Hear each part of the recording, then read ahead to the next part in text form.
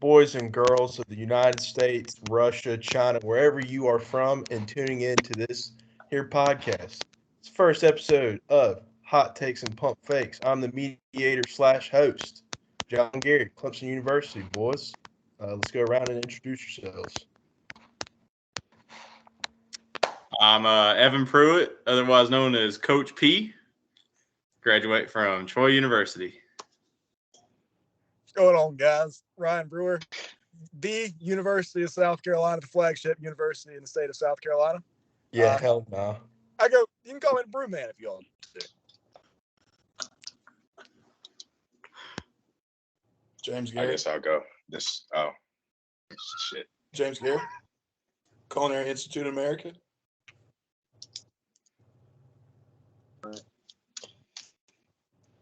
Me or you, Kelvin? I'll go. Okay. Kelvin Jones. You just call me Kel. Georgia Southern University, greatest university in the world, Harvard of the South. Sunbelt. Sunbelt, baby. He goes by Calvin, too, by the way. My name is David Prince. Also go by Davo Quavo. And I go to Harvard University. Shut up. Culinary Institute of America. Yeah, so that's the guys. We're going to have some guests on here a couple weeks. We might have some big-time names, like Spencer Midler. Who? Anyways, so as we saw earlier today, the college football new rankings dropped. So, Davo, I mean, I'll go to you first. Like, what are we thinking? Like, what are your initial thoughts on these rankings? On the top 25, the 25 in general? Yeah, I mean, the top 25 for the playoff rankings, yeah. Well, seems pretty accurate. There's a couple of teams, that right there, they should get in. Kentucky, on the other hand, I'm a little bit on the fence about whether or not they deserve that top 25 spot. I think there's some other teams that could easily take their place. Mm-hmm. Don't have you written down right now, but I know there's some other teams. Can I jump in right here? Yeah, sure can, man. Yeah. Honestly, I think Florida State should probably be in the top 20. I mean, their offenses look pretty good all season. Jordan Travis, he's gonna enter the transfer portal after this year. He's probably gonna be the top dog in transfer portal.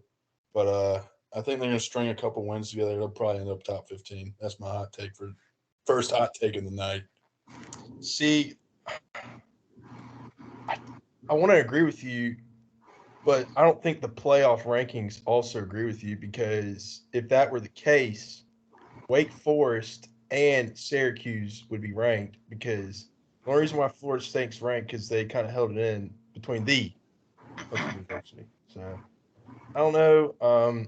My initial takes on it, obviously, Kelvin's going to like me saying this. Georgia is the clear-cut best team in the country.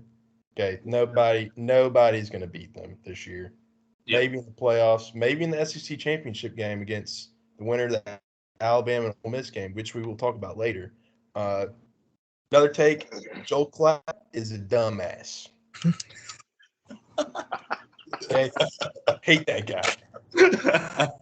He has no idea what he's talking about. He puts Utah in the top 10. Like, come on, man. So I'm interested to see what he talks about tomorrow. But, yeah, Coach B, go ahead, man. So while you're talking about that, what are the thoughts of USC being ninth? Are they for real? I don't think so. Because, I mean, they've played one ranked opponent all year and they lost. Well, I mean. Are they a top 10 caliber? They're right. Okay. I think they're right where they should be. I agree. I think they're Kelvin. High. I'm high? No, I said I think they're high. Oh, okay. Well, there should be nine. There should be nine. I mean, I don't know. I can tell you, there's two teams: the Clemson Tigers or the Alabama Crimson Tide. I was about to say, I think there's three teams that could be above USC if you include Ole Miss in that. Yeah. Ole Miss is they're frauds. You think? They're frauds. We'll find out Saturday. I mean, if you Kelvin, really, I'm not hearing your reasoning behind that there, Kelvin. How are they frauds? The reasoning behind that is that they've played one good team all year and got whooped. LSU. So that makes them. Yes, LSU just like beat Alabama. just like I don't know Penn how that State, makes my fraud. just like Penn State frauds. I mean, they let Auburn probably the second worst offense, maybe third worst offense in the SEC, score 34 points on them. They beat A&M by a field goal. Like That's true. they struggle with Tulsa. They struggle with Troy for a little minute. Like they're not good. Well, I won't say they're not good, but they're not. I don't think they're a real threat. I think Alabama's probably gonna roll them this weekend. You don't mind if I rendezvous back to the Southern Cal Trojans? Yeah, go ahead, man. All right. Well, their last USC. 3 games of the season, California this week at home, they'll probably beat the snot out of them. But then you got UCLA and then Notre Dame to end the season, right? So they play competitive. They win those 2 games. They go to the Pac-12, play Oregon. They beat Oregon. They're going to be sitting at 4 in the college football playoff just because of those last 3 games of the season. Hey, speaking of Oregon, want me to go ahead and give the first official hot take of hot takes and pump fakes? Yeah, dude, let's hear it. It's actually the second official. I think James had the first one there. But if you want to Okay. claim you had the first official, that's fine. Go for it, Coach. All right. So here we go. Round 1, CFP playoffs. We're having a week 1 rematch with Oregon and Georgia. Yeah. Nope. You don't think so? No, they're not going to play them again. They'd seed Oregon at 3, so they wouldn't have to play Georgia again. Well, if Georgia's 1, you're not going to put Oregon 3 when there's, clearly different teams ahead of them. Well, I think you would because Ohio State and Michigan play, right? One of those teams is going to have a loss. Oregon's going to have a loss. They're both going to have a loss, and Oregon's going to be the Pac-12 champion. So that would put them ahead. What about of Ohio TCU? State and Michigan. Yeah. Well, what about TCU? I mean, that's barring something happening. Well, TCU's losing this weekend. No, Because we'll save that for later in the show. Let's say because my 4 right now for the playoffs are Georgia at 1, Ohio State at 2, Tennessee 3, Oregon 4. Why are we forgetting about UCLA? Because they're ass. Straight. Okay. I think this is about to be a third hot take of the first show, right? We're not even 10 minutes in. I think if you put a Pac-12 team in the college football playoff, you might be we really got to look who we put on this committee next year. If there's a Pac-12 team in the college football playoff, we really got to think about who's on this committee. I agree. My thing is, I think Oregon could probably beat everybody in the country except Georgia. Oregon's also got 2 ranked games left. Maybe that's a good point. They got Washington Not this Michigan. week. They turn around and play. Who they play the week after next? Who? They play somebody top 15. I'm pretty Utah. Their next 3 games are Washington, Utah, and Oregon State. So we're really about to see what this Oregon team is made of. Yeah. Bo picks, I mean, man. if they beat both Great those quarterback. teams, you're looking at them being top 5 easily, just Yeah, because of strength of schedule. If they beat Washington, Utah, and Oregon State, and then they beat either USC or UCLA in the Pac-12 championship, Oregon to beat 3. Even if TCU finishes undefeated, TCU will be 4. I think we're Because their schedule is, I think we're gonna have a reality of a Pac-12 or the Pac-12 champion. They're getting in. So listen, UCLA might be my pick. They're gonna go as far as DTR takes them. I mean, the guy's averaging 6 yards a carry. He's responsible for 26 touchdowns this year, and he's rolling. He played well against Oregon too. It's just that the rest of the team didn't show up. They stayed at the Marriott in downtown Eugene for the whole game, but that's besides the point. All right. This is a serious question. All right. So this is a team, I'm looking at them. They're ranked 15th. Honestly, with the talent they have on their team and the schedule they play rest, it's a pretty easy schedule, except when they go in the ACC championship and play against the Clemson Tigers. North Carolina Tar Heels. 12-1 North Carolina. What if they win the ACC championship? I mean, is it New Year's Six bowl or is it playoff? All right, so John, remind me of who North Carolina's loss came to. Notre Dame. I don't know. Notre Dame. It was Yeah, Notre they Dame, lost. right? Who? North Notre Carolina Dame. lost. Yep. I'm pretty Yeah, they sure lost to Notre Dame. Yeah, they lost to Notre Dame. So I mean, North Carolina has arguably top 5 quarterback in college football right now. Yeah. I don't know if it's arguably. I mean, Heisman contender. I'm not gonna say he's gonna win the Heisman, but he's a contender. Okay. Yeah, that's what I'm asking. So I mean, it's. I would have to see. I don't know. I'm just spitballing here, but I'd have to see the score of that Notre Dame game. If it was They lost by 13 Yeah. Which brings me up to another point. at home. I think Notre Dame at 20 is a good spot for this week, and I'd like to see them move up in the coming weeks because I think they're a pretty good football team. They started off slow, but they've definitely picked it up like LSU. Yeah. Yeah. I don't know. They play Wake Forest this week, don't they? They got Navy. They got Navy. Are you talking about North Carolina? Yeah. No, I'm talking about Notre Dame now. Notre Dame. I mean, like, dude, how can you? I won't say, dude, they lost to Stanford and Marshall. That's what I'm saying. I don't know what their problem was. First 4 They games of kept the it close. season, but They kept it close with Ohio State. Is Ohio State? Are we overrating Ohio State? We have not talked about it yet, and I think we need to. yeah, that's up for discussion. I think. I don't think they're overrated. I think I saw something that said they played in like 60-mile-an-hour winds. So like you can't really do what you do. I mean, they had the, I don't know if it's a hot take, best quarterback in the country, CJ Stroud. The best receiving room in the country, probably by far. Yeah, by a mile. I mean, their defense has talent all over the place. I mean, they just had a bad game. My thing is, like, we expect these top teams just to run through their schedule. It's not going to happen. Like, you're going to have games where you're struggling. This is Ohio's. I mean, I know Northwestern's really bad, but, like, well, I think they struggle. They still pulled it out of what Georgia struggled against Missouri. You know, like, it happens sometimes. I mean, when it like Kelvin said, when the wind's blowing 60 miles per hour and you can't throw the ball, it doesn't matter who you play. If you play a Power 5 team that can put 8 guys in the box, it's going to be hard to run on. So, I mean. Well, Ohio State also didn't have their starting running back for that game. And he's dog. He's dog, straight up. He's a dog. He's a dog. You have him in the backfield, even with 60 miles per hour wind, and you got CJ Stroud at quarterback. I mean, you're not losing that game. That's true. No. So going off of that, I mean, I guess we can go into the our top 25 score predictions.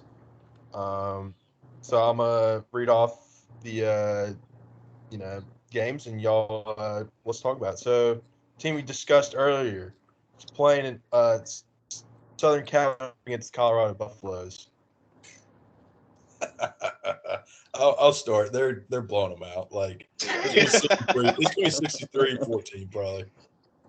Like Calvin Jones is just going to have that game. out there. Hammer Davo, USC to Davo, cover the Southern spread. Cal. I said Cal as well. Yeah, I got you. Got Cal winning that game. Yeah, Southern Cal by $1 million. Yeah. All right. Another game. Another little blowover game, in my opinion. Indiana versus Ohio State. Yeah, that's Yeah. Wait, this is more interesting. Do they cover? They're favored about 40 points. they cover. Yeah. They cover. Woof. I'm going Indiana on this one, fellas. That's 5 touchdowns. I like their head coach. I can't remember his name, but I'm riding with the Hoosiers on this one, fellas. Hey, quick stat. There's going to be some serious wins again in the Mid-East. Or it's not the Mid-East. The Midwest. I mean, there's all serious wins in the Mid-East. Yeah, serious winds conditions again in the Midwest this weekend. So there's your weather forecast. All right, and then we got one of the greatest SEC performances the other week. Missouri is playing against Tennessee. Tennessee's a lot to prove or a lot to make up for after this last weekend. Yep. I think they're going to come out swinging, and I really don't think they're going to slow down at all. I agree. Where's this game at? Tennessee. Yeah. Yeah. Missouri's a tough place to play. Sneak. It's going to be cold up there in Missouri this weekend, but at Tennessee, I'm going to take Tennessee by a lot. Hey, got some more stats, but I think Tennessee's got to get the run game going. They couldn't do it last week, but you're playing a Missouri team who's top 10 in run defense for the year. I mean, they're giving everyone problems. Yeah. I think Missouri's secondary is questionable. You got Hooker, you got Cedric Tillman, and Jalen Hyatt all together. I mean, I think they win by 2 scores. Yeah, I think it'll be like a low-scoring blowout. It'll be like 27 to like 10, 27 to 7, something like that. I can see that. Yeah. I mean, Mizzou's played some good games this year. You know, they kept it close with Georgia, smacked the dog piss out of the Shamecocks. So, All right, take it easy. So yeah, next game. This is an interesting game. LSU versus Arkansas at Arkansas. Yeah, I think this game's gonna be close. I don't. I think LSU's got it because not because Arkansas is a bad program, they're not, but LSU just they're riding that emotional high right now. Like, Yeah. you know, it's a team that wasn't expected. They just beat Alabama, who, you know, was still in contention for a CFP spot. They could be. You know, you got a good point, Devo. Yeah, I mean, you got one of the best running backs on that team in the SEC, and also one of the best quarterbacks in the SEC on that team. Definitely not an offense you want to take lightly. I mean, this game at noon at Arkansas, that's like I feel like a team that's coming off a big win, their worst nightmare is going on the road at noon their next week because they always come out flat. Well, you got to think that's going to be. It's going to be at 11. 11 a.m. Yeah. Okay, that's fair. This is what and we like to call, LSU is only favored by 3 points also. Yeah, I don't think they're going to – it'll be a good game. I don't think they're going to blow them out by any means. I just think it'll be kind of one-sided the whole time, even if it is close. I just kind of think when LSU gains the lead, they're not going to give it up. Yeah, this is what we like to call an old-fashioned trap game. But Arkansas's receivers got to get open against the secondary. They've had some questions at receiver, even though the talent's there. 2 transfers coming in. But it's just, I don't know. I mean, KJ Jefferson fully healthy could be a problem for LSU. I got LSU. Even if LSU loses this game, I think they'll still be in the lead in the SEC West. If Ole Miss loses to Bama. Yeah. So, which I think they will, but you know, you can't go into that game with that mentality, especially because you played first. So, yeah. So next game, Notre Dame versus Navy. Notre Dame. Yeah, Notre Dame. Yeah. Yeah, give me Notre Dame. Yeah. And then after that, we got Purdue versus Illinois. Purdue kept it close with Syracuse. Not the most exciting game on paper, I think. Illinois just got smacked. And you know what? I think they're going to lose again this weekend. I think I don't believe in Illinois. I don't necessarily believe in these big teams that pop out of nowhere. And then, they play an actual good team and they lose. And I think they are playing at Purdue this weekend. Yeah, I think so too. Or maybe it might be home, but I think it's at Illinois. Yeah, it's at Illinois. I think Purdue, they're not a bad team. Usually they got a pretty explosive offense, and I think it's going to come alive against that overrated defense. Yeah, I think Purdue takes advantage. I'm definitely going to Illinois this game. Yeah. Purdue, I know Iowa's defense is really good, but they scored 3 points. They lost to Wisconsin. 35-24. They only beat Nebraska by 6. Maryland by 2. Maryland's a good team. I'm taking Illinois. I think Iowa and Illinois' defenses are similar, and I don't think Purdue's going to score a lot of points. Yeah. Give me the Illini in this one. Yes, give me the Illini. I got no comment on this because this game's going to be 7-3. Yeah. So yeah. All right, next game's Vandy versus Kentucky. I'm not even going to go over that game. That's irrelevant. Yeah. Both are two. That's crap not irrelevant. programs. That's not irrelevant. It don't matter if Will Levis plays or Will Levis doesn't play. Kentucky's going to beat Vanderbilt. Kentucky's beat Oh, my Vanderbilt. God. I'm saying they're going to That's beat true. them, That's but true. I'm saying That's Will true. Levis That's doesn't true. make that much of a difference, fellas. Wait, what'd you just say? Just move on. No, we're Levis not. does We're not not make that rehashing much of a that. difference. We're not rehashing that. Okay. Nope. Okay, yeah, All we're right. not going over that. I All already right, said what I Michigan versus Nebraska at Nebraska, I think. Move on. This is this. Yawn. I mean, Yawn. all right, big time game, fellas. Big time game incoming. The Alabama Crimson Tide going to Jackson, Mississippi to play the Ole Miss. Red Land. Oxford, Mississippi. Give me Ole Miss. Jax. We're not Jackson, playing Jackson State. same difference. Oh, God. Deion Sanders ain't pulling up this game, John. Hey, listen, when you get down there in Mississippi, it's kind of like dudes and girls, right? They can't tell what the difference is between an actual girl and their cousin. Okay. Whoa. Okay. Oh my Wow. God. All right. I agree with you, John. Jeez.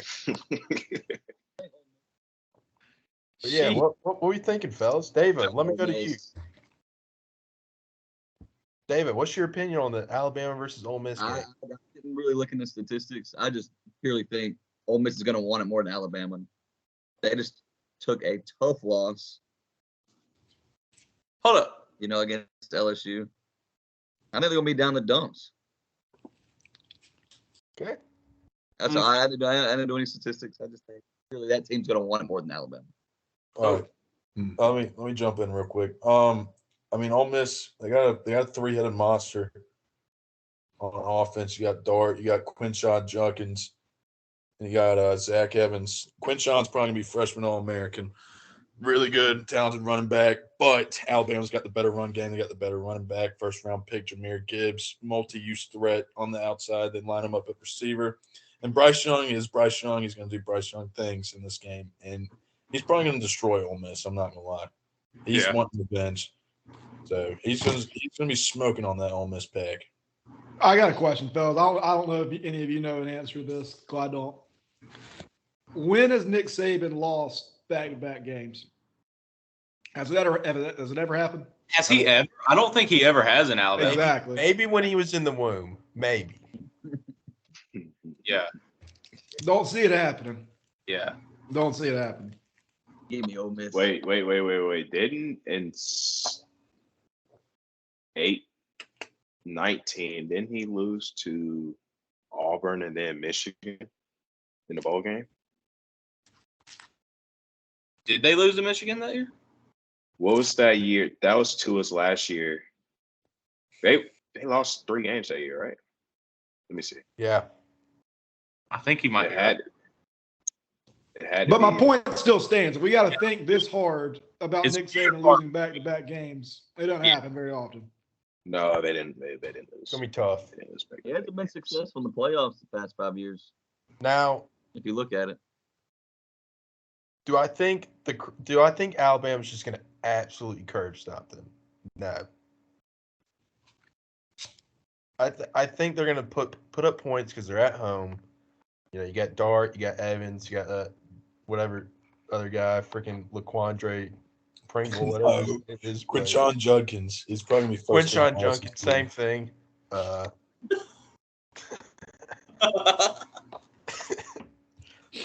I think Crimson Tide win by 2-3 touchdowns. Yeah.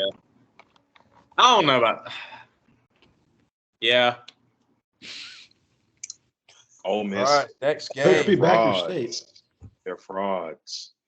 Alabama's going to crush them. Crush them. I'm thinking they gave up 37 points to Auburn, y'all. Listen, Their quarterback can't even throw a straight line. Robbie Ashford. He sucks. You know, Kelvin, we all know why that happened. We don't. We, I know why. I know why Lane happened. Ole Kiffin Miss defense is going to be the next sucks. Auburn Tiger head coach. That's why. No, please take Jamie Chadwell from Coastal, please. I'm begging. All right, another big game here, fellas. Louisville Cardinals are coming to T-Town. Tuscaloosa? I called the L last week. I'm gonna call it again. I got this in Louisville. I got Louisville. Look, There's no way. all right, here's my take on it. Last year, Malik Cunningham absolutely ran all over Clemson. Guess what? He's back. He's in the sights of Lamar Jackson's all of his records at Louisville. This is the game. If he That this is Clemson the offense is safety not game clicking. for Malik Cunningham, but 5 could be him on Saturday. Ooh, That is very true. 5 could be him on Saturday. It's going to be a close I game. think he's pissed. He's going to play pissed off. Will Shipley, he's going to play pissed off. Receivers might drop a ton of balls like they usually do for Clemson. That's been a problem. I don't think they do it. They're going to be playing pissed off. They just lost to Notre Dame. Bunch of short white people. here's the thing. You think they want to disappoint Clemson again? The cold of Clemson? No. Clemson by 21. Dabo's pulling all the stops.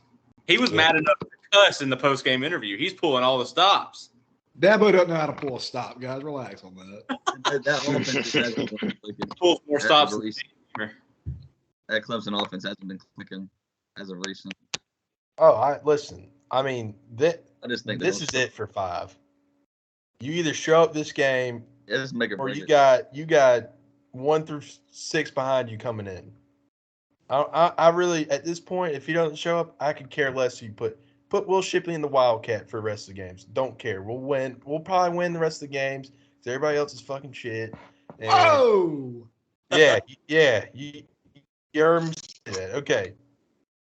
And We'll see about that. I don't care who's at quarterback. 5's got to show up. Simple as that. Before we play Tulane in the Sugar Bowl. You know, All I'm taking the Cardinals in this. I'm with the guys there. Malik Willis against Who? against an offensive line like Clemson. Malik who? Not Malik Willis. What's his name? Malik Cunningham. My fault. Malik Cunningham didn't write back, Ryan. Malik Cunningham against a defensive line like Clemson's with Louisville's offensive line. You got to have a mobile quarterback, right? Louisville's got that. Yep. Shout out Amari Huggins, Bruce, PD area product. He's going to go off. He's got that dog in him. All right. So give me Louisville. Give me Louisville by 2 scores. Okay. Give me Louisville by 2 scores. 2 scores. I was thinking like 3. Heck yeah, dude. Give me Clemson. Give me Clemson by 4. 28-24 Clemson. I think 5 throws 3 touchdowns. Yeah. That's hotter than my take. I think this is the comeback game. All right, Yeah. I'm gonna skip over the Penn State and NC State games. I think that Penn State game is going to be close. I think it'll be close too, but Penn State's gonna go play in the Tax Slayer Bowl. Like, come on. Can we talk about TCU, Texas? Yeah. That game's gonna be close. Yeah, too. I think that. We got to jump into this. I think that. Wait. We need to save the college game day game for last. Let's talk. Yeah. Let's get some G5 action going on. Yeah, that's what I'm saying. Tulane and UCF. Tulane and UCF, boys. Who cares? Let's talk about it. Tulane, UCF. You're I hearing. got Tulane by 3. You're hearing it now. Tulane, UCF. That's my game of the week. No. Mhm. And UCF is going to win. I agree. I think UCF is going to. I mean, look, Tulane lost to Southern Miss 24-27. They beat Houston 27-24. But when UCF's offense is clicking, they score a ton. a ton. They scored 70 against Temple, 41 against SMU, and 56 against South Carolina State. They're not great, but it's hard to slow down a good offense when it's good. Is there quarterback back? What's up? Is there starting quarterback back for this week or not? I'm not sure, but that's another thing about him is if he is, I looked earlier actually because I was really thinking this game was going to be close, and I think it's going to be a great game. And I looked, and when he is playing, he has a 70.7% completion rate with a rating of 174.2 when he's playing against people in his conference. Wow. And when he's playing away, nice stat, Coach P. Boy. Way to enhance the podcast, man. How about a round of applause for Coach P? All right, Coach P. How about it? I'm doing research, man. Man, that was good. I'm going to go with Tulane in this one, guys. I'll tell you why. As we all know, I went to East Carolina and saw the East Carolina Pirates take on the Memphis Tigers, right? 4 overtimes. Worst football game I've ever seen in my entire life. UCF beat that Memphis Tigers team 35-28 in a barn burner of also another terrible football game. Because of this, give me Tulane with the points. Yeah, it was a great weekend, wasn't it, man? Yeah, we're cutting this out the podcast, guys. We're not even talking about it. Oh no! I'm going. Somebody take it. I'm going Tulane. I got a rep for Georgia Southern's old head ball coach Willie Fritz. I had 2 friends that play for Tulane, so I'm going with the Green Wave. Plus, they had the best helmets in college football, so it's at Tulane. And the only reason, they only lost 1 game. They're a great rushing team, and my thing is, I do not trust former Auburn head coach Gus Malzahn in big games. So I got UCF. Look, John Ride Plumbing, quarterback for UCF, Ole Miss transfer, dual sport athlete. He is not only leading the team in passing yards, he's leading the team in rushing yards. He has 500 for the season. Not only that, the Alabama transfer, Javon Baker, UCF, monster. Tulane secondary, very questionable. I think those 2 are going to have a huge game. When I mean huge, I mean they're beating them by 2 scores. Give me UCF. Lock it. 2 scores. 2 scores. And basically this is the American Conference Championship, and you're saying 2 scores? Yeah, 2 scores. Gus Malzahn in a big game, 2 scores. Tulane having Gus Malzahn beat Bama like 3 or 4 times. Gus Malzahn's not a slouch of a coach or anything. He beat Bama off miracles. He still beat him. W's a W, Kelvin. I know you don't like to think that, but a W's a W. We know how you like to think about that. All right, so we're on Calvin's Dome right now. Let's go to the Georgia, Mississippi State. Georgia by 30. Yeah. Spread's too small, 16.5. 16.5 is the spread? Yeah. Give it Georgia by 30. Yeah, you might I don't care if it's at Starkville at night. I don't care. I thought the spread would be like 35. Yeah. That's probably closer. Dude, Georgia by 30. Georgia by 50. Mike Leach is going to think Blackbeard returned. Okay? He knows Pirates obsession. All right, let's go to all right, we're gonna do 2 more games. Washington versus Oregon. Oregon. I'll go Oregon. Yeah, Oregon. Yeah. I think it's wait. Yeah, I don't. Washington is sneaky good. Like Michael Penix Jr., he's the leading passer in college football. Like he's really gonna test this Oregon secondary. So that's true. That's fair. Let me see what DTR did. What's up, James? You look like you're about to say something. Yeah, I think in Washington with Penix and that passing offense looks pretty good, but they've had a couple bad games against decent teams, and you're going up against the best defense in your conference. I like Oregon by. I mean, Oregon's going to win, but Oregon by 13. Yeah, that sounds about right. Yeah, that's it. Man, I don't know. Or I think we all know Oregon. They were in this position last year where they could have clinched Pac-12 and clinched the playoff spot, and then they dropped to Utah twice in a row. Yeah. Oh, Nix. What? Bo Nix sleeping. All I'm saying is that Oregon's only lost the season. I know it was to Georgia, but Stetson Bennett literally carved them up. He was 25 of 31 for 368 yards and 2 touchdowns. Carved everybody up.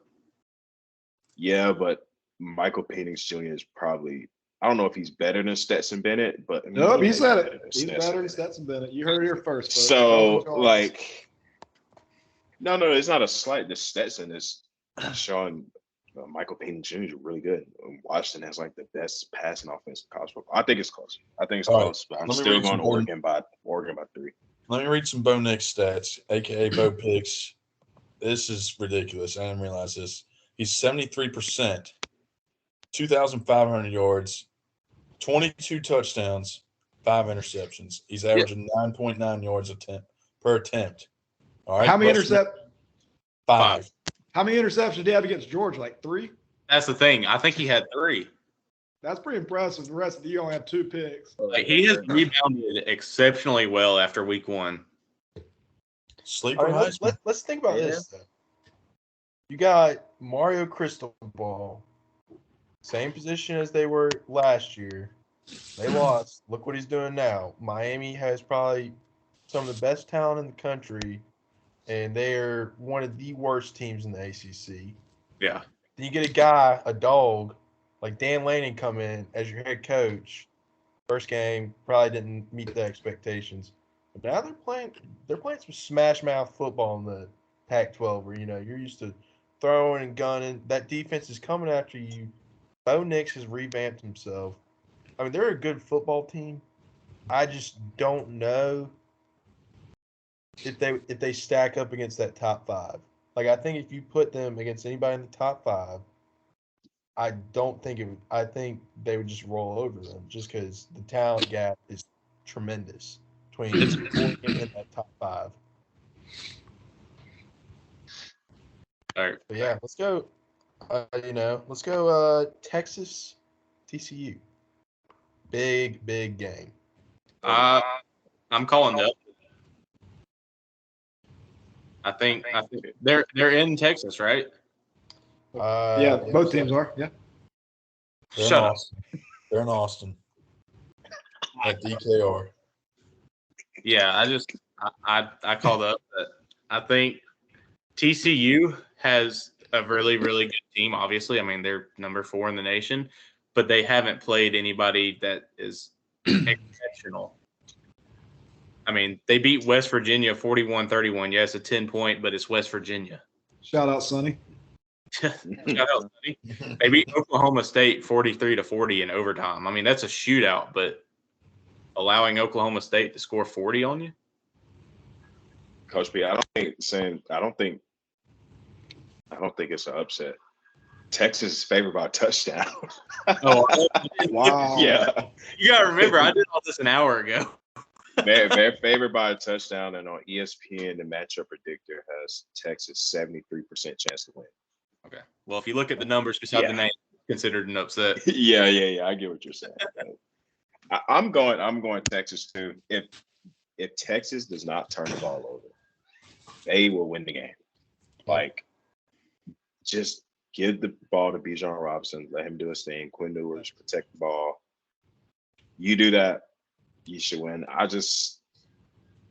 The TCU's last 5 games came down to the last possession, And when they finally play a talented team with more talent than them, as long as Texas doesn't mess it up, they should win.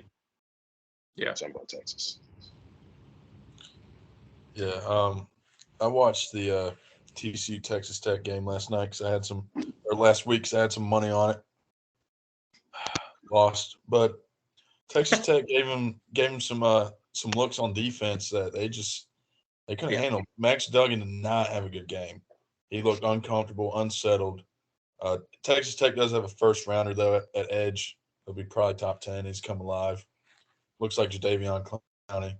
But Man, I think if Texas kind of sees what Texas Tech did, I don't think TCU will be prepared for even a more talented front seven just coming at them the whole game.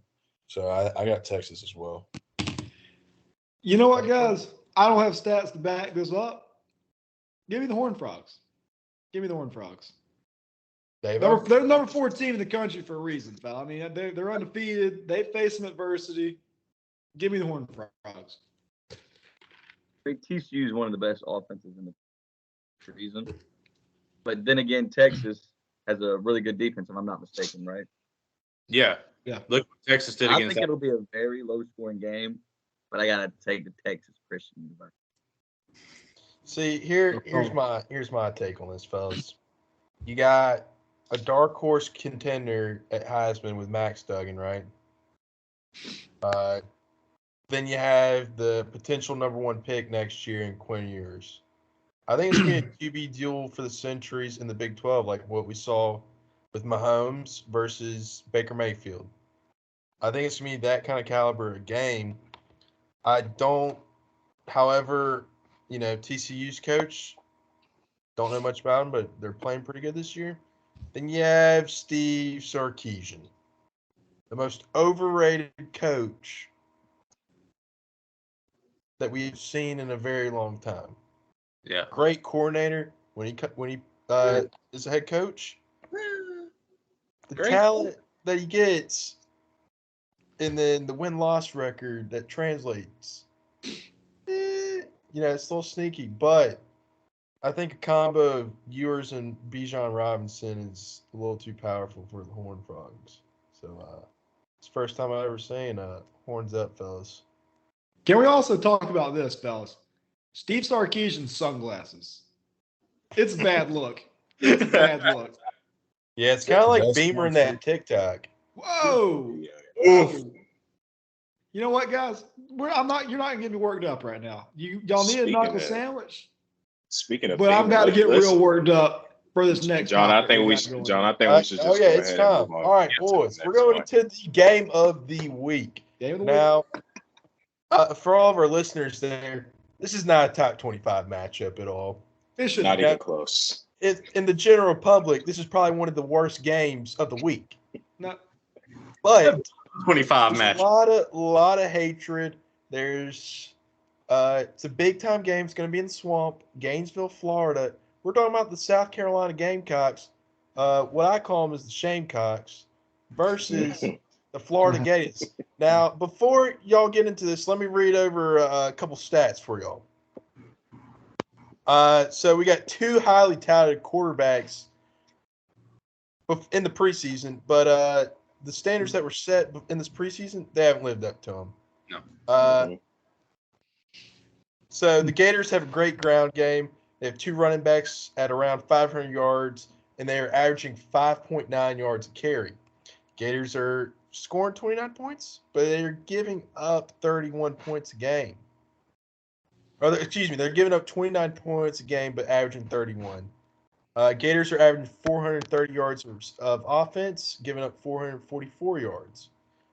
Shamecocks, right behind the Gators, ranking 50th points in the country and giving up only 24 points a game. They're averaging 316 yards of offense and giving up 371 yards of offense. Spencer Midler, Spencer Rattler, same thing, 1,800 yards in the air, 8 touchdowns, 9 interceptions. In 2020, he had a passer rating of 172. This year, he's only at 129. AR-15, similar stats, 9 TDs in the air, 7 interceptions with 8 rushing touchdowns and a passer rating of 128. Now, fellas, the floor is yours. Now, hold on. Can I? Because I know once y'all start, I'm never gonna. Yeah, let the other 3 go. We'll let Coach P. Davo James go. All right. So here's my. Sit back and listen.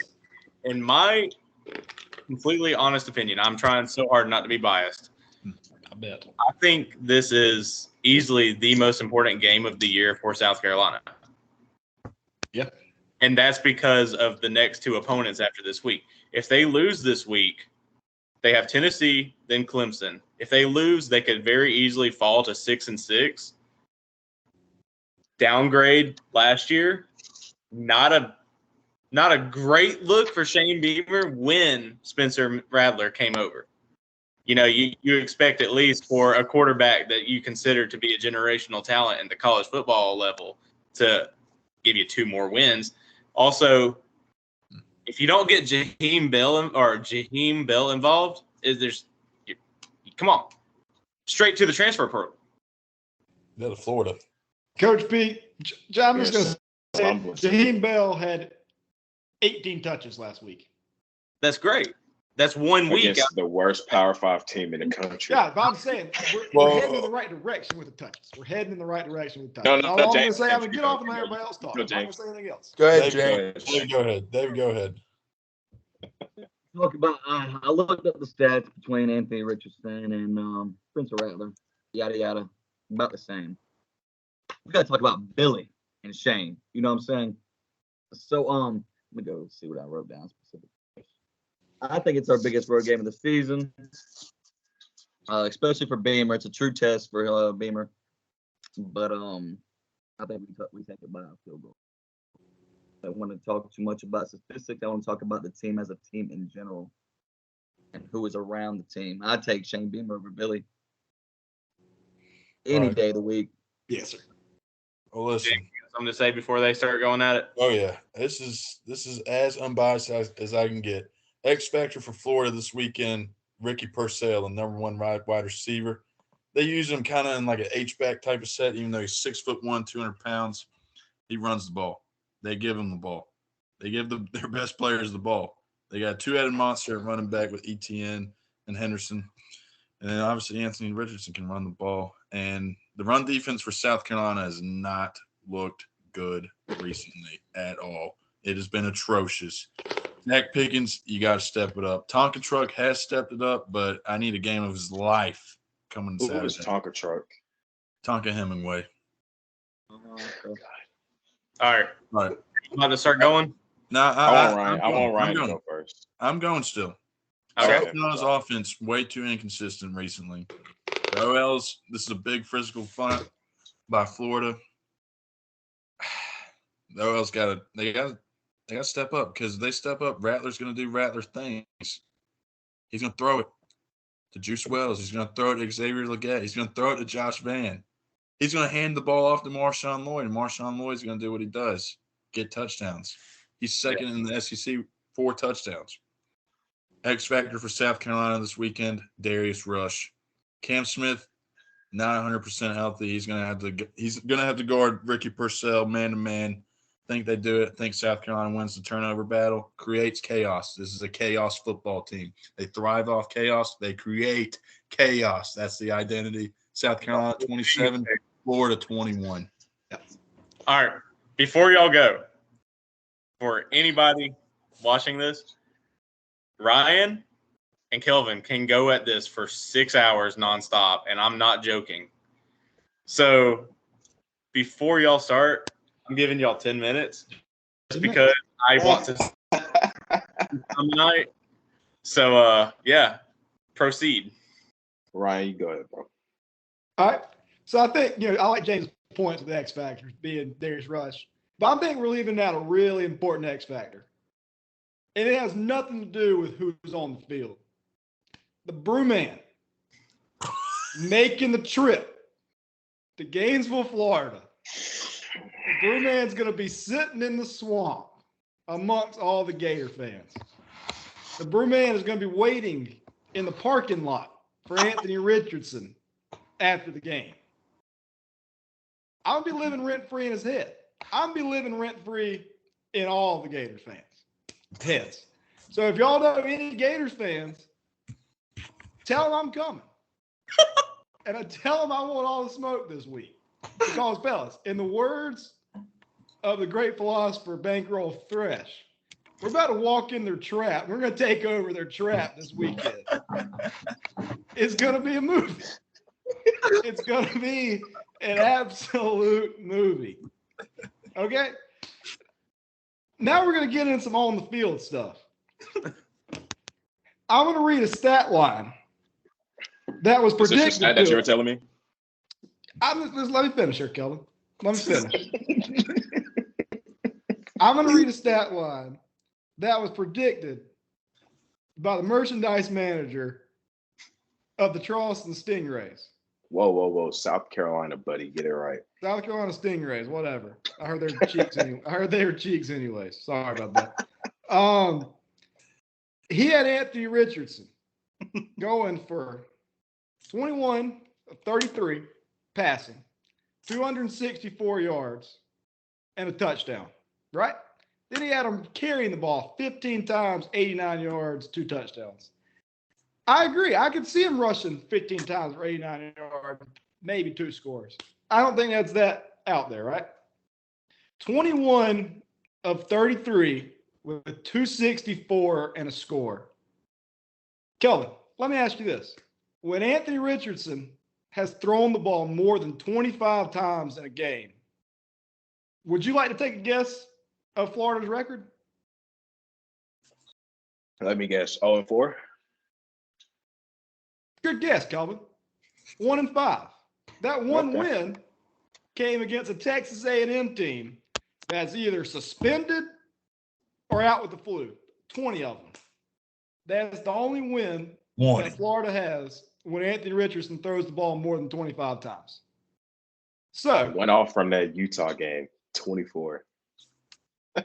Well, my point stands. That's 24 pounds. Yeah, it does. It does. Not 25. Yeah, you're right. Okay. You're right. Thank you. Thank you, Kelvin. You're right. So, Yep.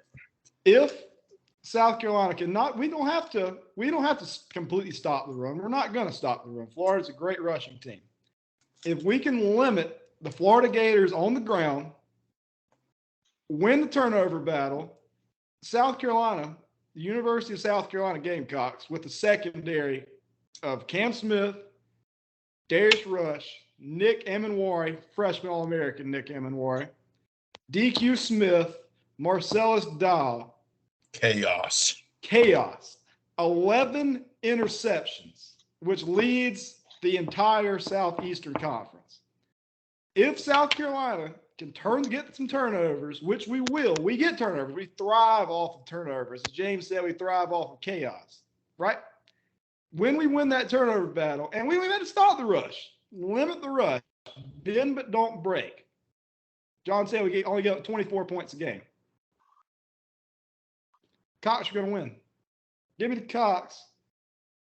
My roommate Michael says give him the Cox too. He's going to be waiting on Anthony Richardson in the parking lot as well with me. Give me the Cox. You know what, Kelvin? Give me the Cox 31-20.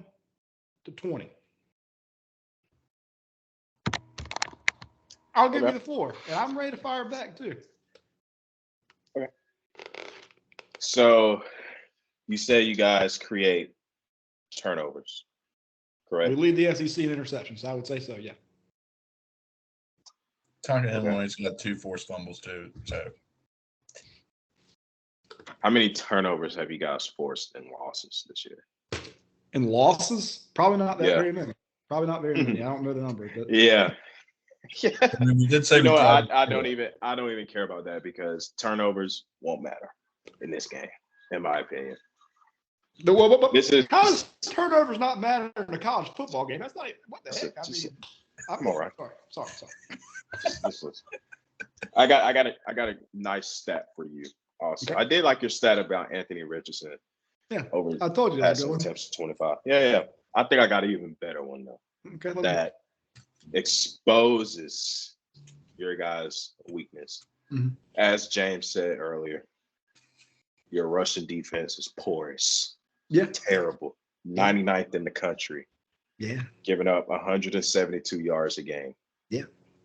Florida, 20th Russian offense in the country. Averaging 209 yards a game. Russian, right? Yep. Let me read off this little nugget I found going to had to go on GamecocksAthletics.com. Let me delete that from my history. But I work there now, guys. I work there, but go ahead. Read off an interesting stat for you. You know who Darren Granger is? Yes. He goes to Quarterback. Thomas Technical College Yeah. in former quarterback Atlanta, Georgia. Conway High School. Yeah, we know. Yeah, he goes to Thomas Tech in Atlanta. You want to know his rushing stats were against South Carolina? They're probably pretty good, if I had to guess. 11 attempts for 43 yards and 1 touchdown. Okay. KJ Jefferson. 19 rushes, 67 yards, 1 touchdown. Okay. Stetson Bennett. 3 rushes, 36 yards, 1 touchdown. He was actually Georgia's leading rusher that game. It's crazy to think about. And laughed walking into the end zone. And laughed and made you guys leave the game. Yeah, he stared at me and James in the eyes, and we left. Yeah. All right. Does this name sound familiar to you? Tyrese Nick. I'm guessing he either goes to Charlotte or SC State. I just don't know. He goes to SC State. 14 carries for 95 yards, 1 touchdown. Okay. Missouri's quarterback. What's his name? Brandon Cook. Brady Cook. Brady Cook. 11 carries, 53 yards, 1 touchdown. Mike Wright, Vandy's quarterback, backup quarterback. 6 carries for 43 yards. I think there's a trend here that I think you're catching on to. You guys struggle against rushing quarterbacks. And guess what? You're going against the best rushing quarterback in the SEC. He could probably start a running back for a lot of teams because he's so athletic. Okay. Right? I think I may have to change my stats. I think Anthony Richardson's going to rush for over 100 yards for you guys. And, I mean, you let Tyrese Nick from South Carolina State run for 95 yards on 14 carries and 1 touchdown. He's a good quarterback. Yeah, he's not Anthony Richardson. So that's just a little nugget for you. That's just Anthony Richardson, though. But also Montreal Johnson and Trevor Etienne. Great running back duo in the backfield for the University of Florida. Montreal Johnson, 92 carries, 549 yards, 8 touchdowns, 6.5 yards carry. Trevor Etienne, 81 carries, 467 yards, 4 touchdowns, 6 yards of carry. Against this South Carolina run defense, who let Vandy's running back almost take them for 200 yards. Florida is going to, I may have to change. I think I'm changing my stats again, but I'll let what I said earlier in the week stand. But I don't think Anthony Richardson's going to throw the ball that much. This is before I looked at the stats. Now that I'm looking at it, I don't think Florida's going to throw the ball that much. They're just going to ground and pound you guys all night. And they're going to have the ball in their hands all game. They'll probably have the ball for about 37 minutes. And we know about Spencer Rattler. He's not good. He's not good. God. And wait. I gotta, Stetson's worst game of the season, probably besides the Missouri game, probably the Florida game. Threw 2 interceptions. Like, this Florida defense can get turnovers. I know you guys say you like to create chaos. Florida likes to create chaos too. And my last thing. Time. He's over time. Sunbelt Billy versus the Chick-fil-A owner, Shane Beamer. Billy Napier's 10 times the head coach Shane Beamer is. Oh, my God. 2-time Sunbelt Coach of the Year. He led the Louisiana Raging Cajuns to 3 straight 11-win seasons. That's very true. He turned Louisiana into a powerhouse in the Sun Belt, and I was so happy that he left. And that's why I want Jeremy Chadwell to leave too. But if he was still at Louisiana, Louisiana would probably be 11-1 again. But here's my thing about that, because I watched him at Louisiana. Louisiana was freaking G5 powerhouse. If he was still there, Troy didn't score 20 unanswered points to beat them in the third, fourth quarter. Not happening. That coach he's insane. He's good. He's a mastermind. I agree. I think Billy Napier is a good coach. But y'all have and to remember, my gripe about Shane Beamer. We're interrupting. Doesn't specialize in anything. Beamer This ball, is okay, the great. topic for You another guys day. lead. You Topic guys for are That's another not the net topic. efficiency. No, I'm just saying this is gonna. This may be a coaching battle at the end of the day. Score prediction now. And if I had to put my chips in for a coaching battle, Shane Beamer or Billy Napier, give me some belt Billy all day. Score prediction. Heisman. Hey, Score Let prediction. me get one thing in. Yeah. Highest graded quarterback by Pro Football Focus last week. Do you know who it was? Oh my God. All right, Spencer Y'all Rattler, can't deny the stats. 2.9. all right, boys. Score predictions for this game. We're gonna go around the table. Davo, did you say yours already? No. Davo, let's hear it. 27-17 game time. Kelvin, 10 points. I got the Gators 31-20. James, That was my score. Florida will get I said on the 225 Cox rushing, 31-20. It's going to be South Carolina 27-21. Coach B. I'm gonna go Gators. I think it's gonna be close. I'll say 34-27. Cox 31-20. This flip Kelvin's. May the best man win. And they will. The best man will win.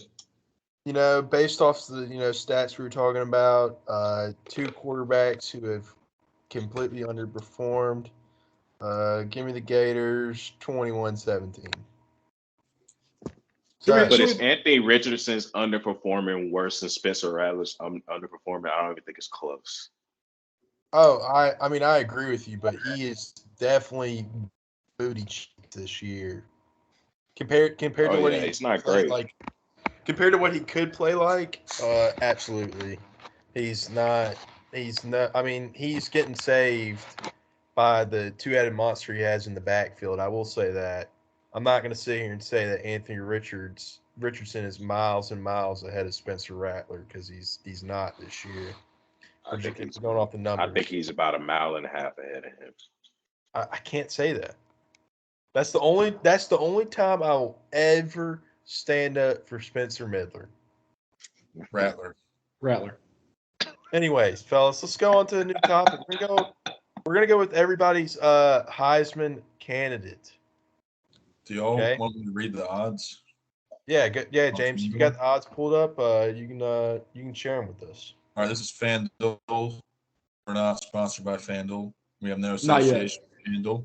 It's not legal here in the state of South Carolina. So, anyways, odds. C.J. Stroud plus 145. He's the favorite right now. Hendon Hooker plus 300. Blake Corum, Michigan running back, plus 600. Caleb Williams plus 800. Stetson Bennett the fifth, plus 800. Drake May plus 1,200.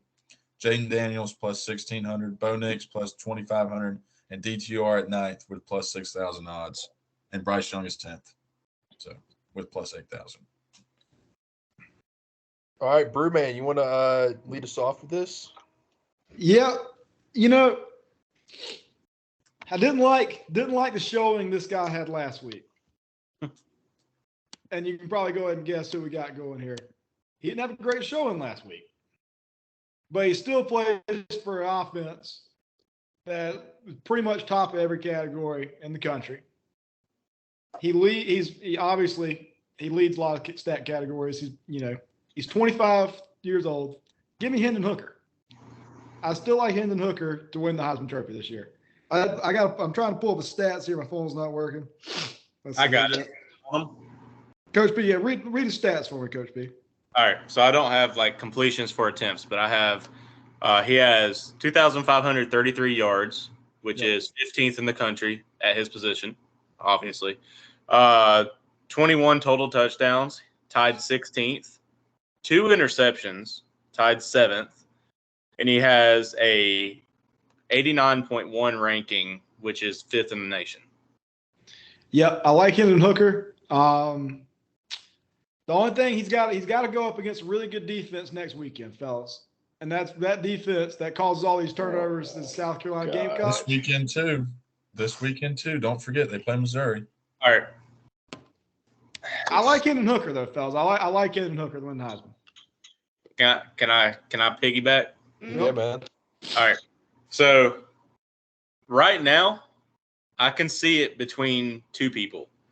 So I have C.J. Stroud, 2,453 yards, 29 touchdowns, 4 interceptions, and 21.1 ranking.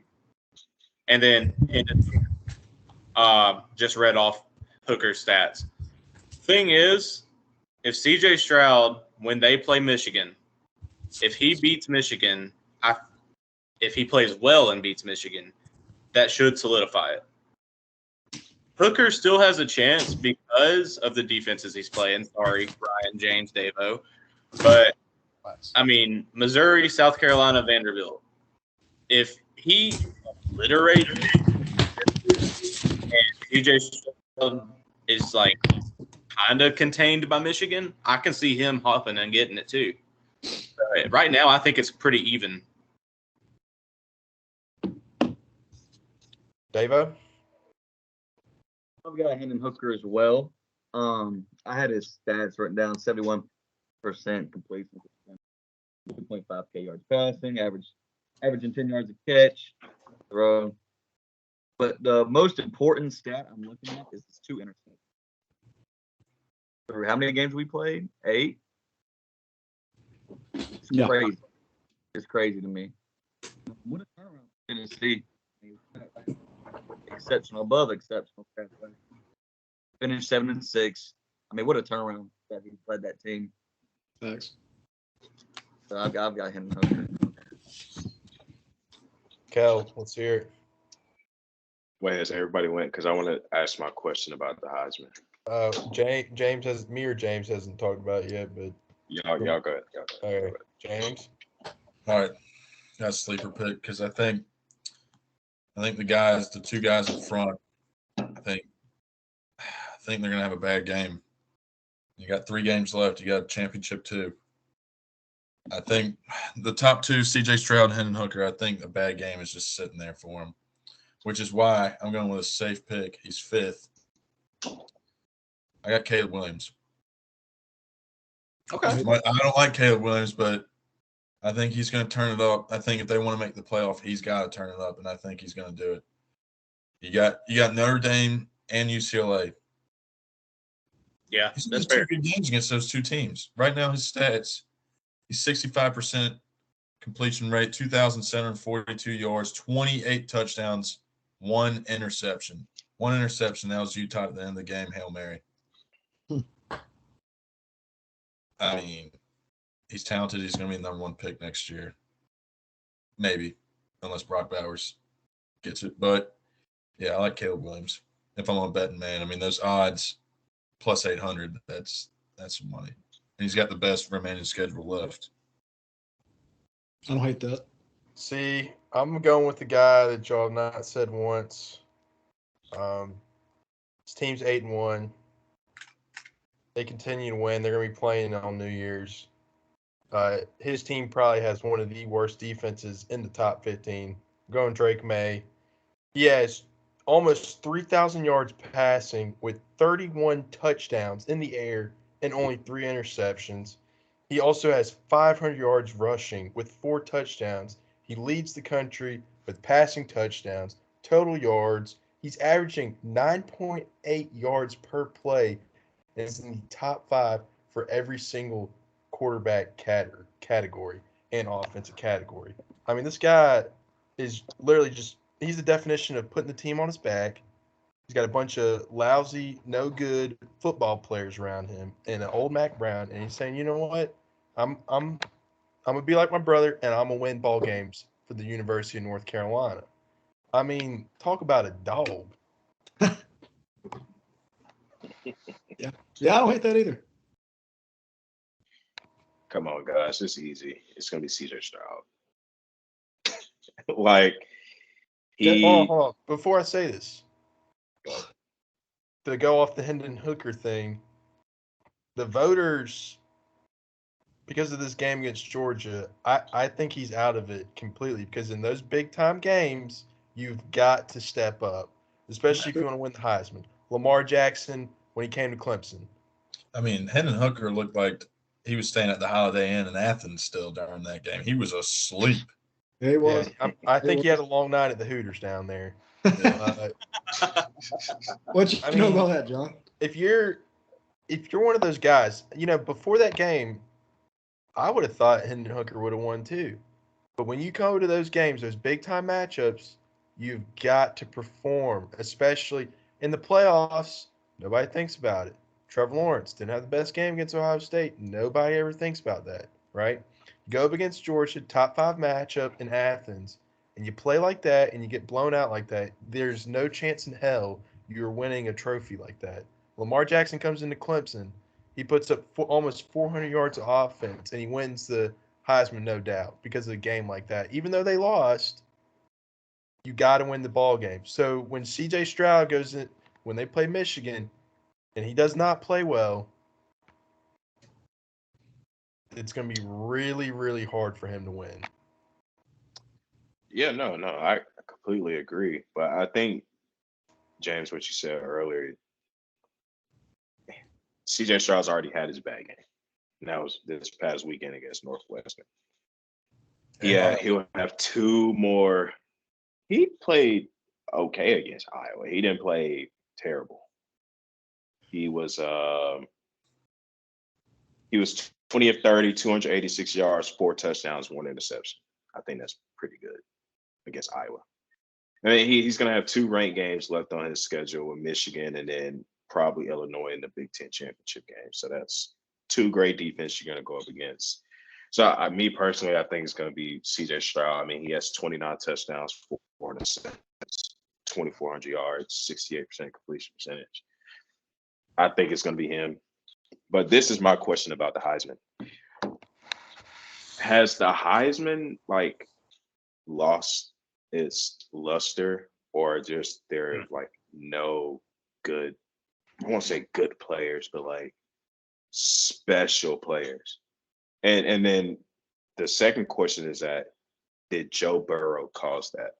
Did Joe Burrow literally just have a season where nobody can touch, that everybody else after him won't even be in comparison, maybe besides him and Cam Newton? Because I mean, last year, Bryce Young, he won the Heisman just because Bama was the number 1 team in the country. And then it's this year, it feels like there's really no. I mean, C.J. Stroud's really good. Hendon Hooker's really good. Drake May's really good. Blake Corum is a good running back. Is he the best running back? No. Caleb Williams, I mean, he's good too. Nobody just. There's no special player. Where's the Johnny Manziel? Where's the RG3? What's going on? That's just my question. Well, see, I think it's almost turned into if you don't play for the best team or at least one of the top 4 teams, it's pretty much nearly impossible to win the Heisman Trophy. Or at least that's how it's turned out to be in the past. Yeah. 4 years. Do you think the playoff caused that? I think the playoff could have caused that. Yeah. Because now the thing is, you work all year hearing, got to get your team to the CFP playoffs. You got to get your team to the playoffs to prove that you're, a top 4, top 3 quarterback, so on and so forth. So it's it feels like that's the ultimate goal. Well, ultimate goal is winning it. Second place is getting there. Third is now the Heisman. Now that I think about it, Coach, I think since 2014, I don't think there's been the Heisman winner has not been in the playoffs, because 2014 was Lamar. Maybe besides, but Lamar was one of those players where he just Lamar is a generational talent. You had to give it to him. He was so great. But 2014 was Mario. 15 was, who was 15? Derrick Henry. Derrick Henry. 16 was Lamar.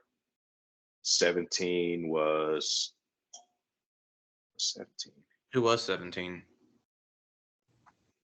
Who won the national championship at 17? Baker. Playoffs. Kyler. 19 was Burrow, Devontae Smith, and Bryce Young. So there's only been 1 quarterback in the playoff era, or 1 player in the first. It's a quarterback award, and I hate that. Same as the NFL MVP. Yeah, it sucks because they're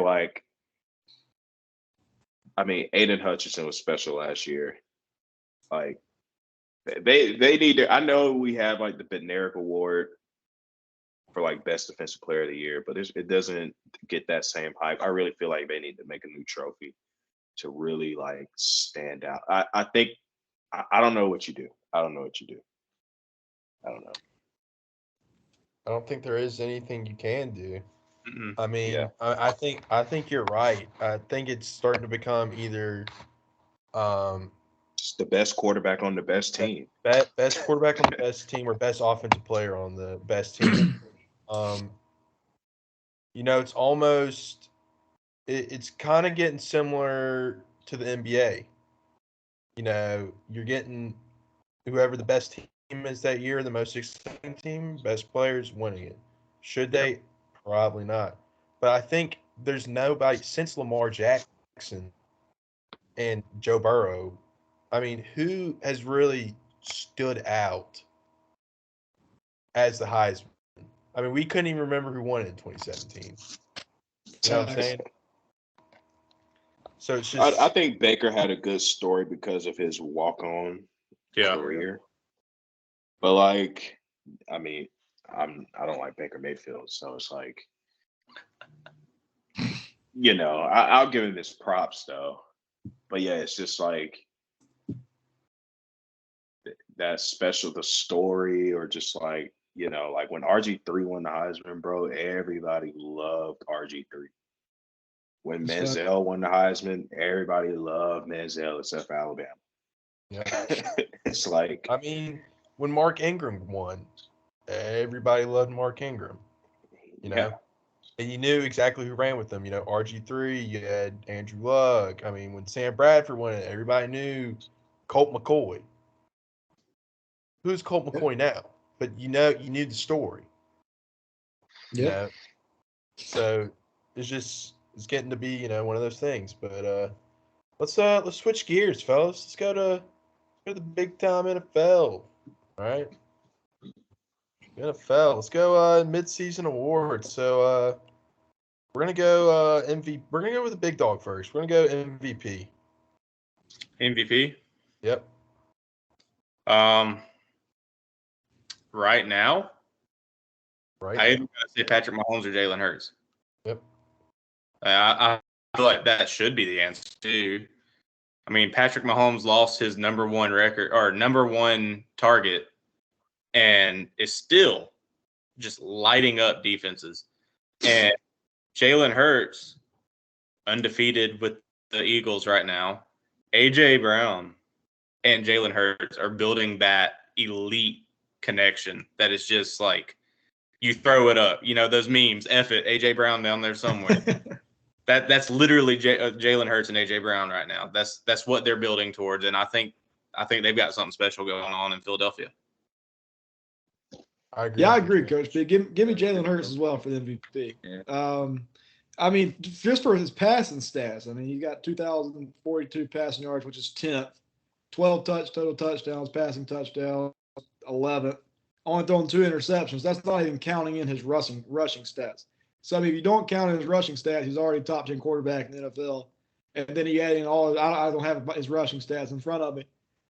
But if you add in his rushing stats, I mean, those two to go together, I mean, giving Jalen Hurts for MVP for sure. Mahomes. I don't need to bring up stats. Hurts is definitely going to be second. You can definitely make the argument, but I mean, when you watch him play, he just does stuff that nobody else can do. Yeah. I think Hurts and Allen are close to him, but he's throwing to nobodies and making them look good.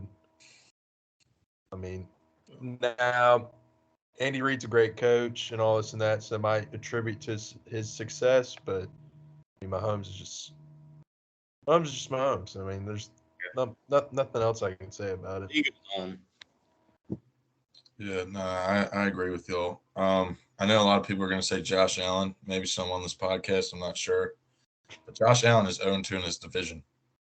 He had 2 bad games against his divisional opponents, the Dolphins and the Jets. You can't say You he's gotta MVP. give him a break on that Dolphins game, though. Yeah. I can't. Everybody on the Bills team was hurt that week. Yeah, but he was throwing it to the defense the whole time. Defense, like Coach B says, but they dropped 5 interceptions in that game, and that was Threw the it Dolphins 63 game. times that game. Jesus Christ.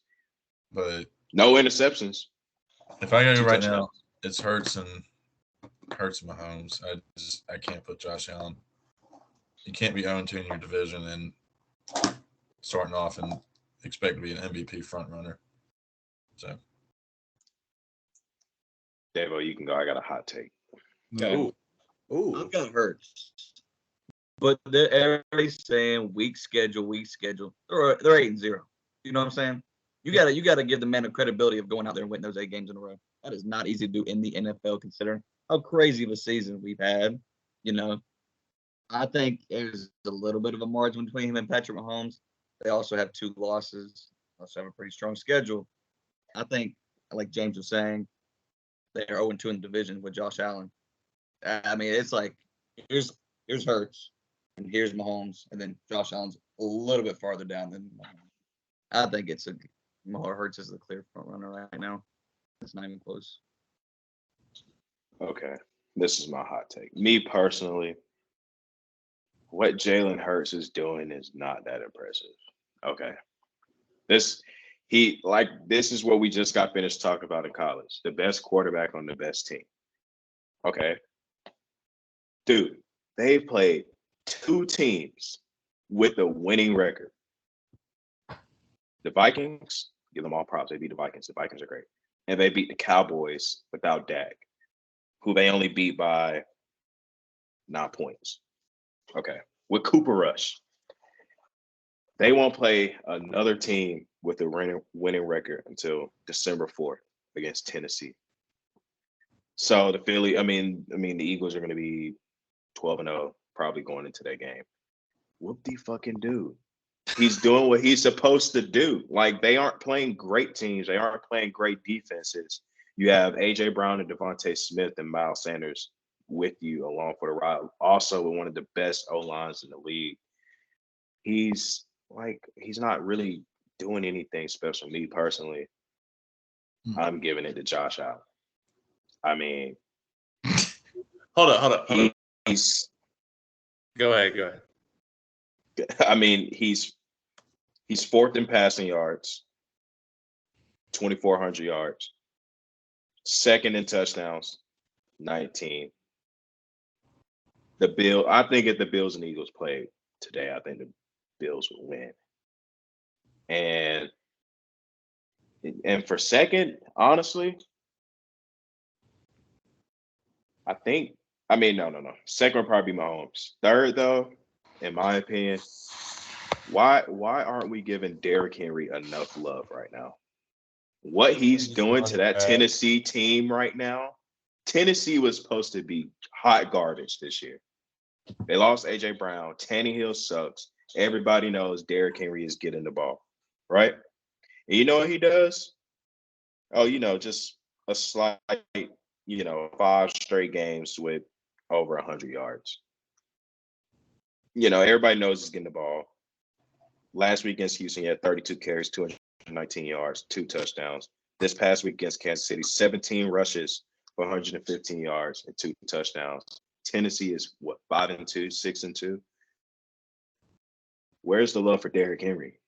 Like I said, same thing with the Heisman. Give it to the best quarterback. Give it to the quarterback on the best team, not the best player, not the most valuable player to their team. If you take Derrick Henry off of the Tennessee Titans, they are 0-7. They are not winning a game. That's all I got. Yeah, I'd like to add on that too there, Kel. I like what you're saying there. Dennis Daly is a starting left tackle for the Tennessee Titans. DJ and Davo can attest. The guy is booty cheeks. I mean, he's the starting left tackle for the Tennessee Titans, the blindside protector. And they're like you said, they're 6-2 because of Derrick Henry. I like that, Kelvin. I like that. And he went out there with Malik Willis, who's probably thrown it 20 times in 2 games with like 2 interceptions, no touchdowns.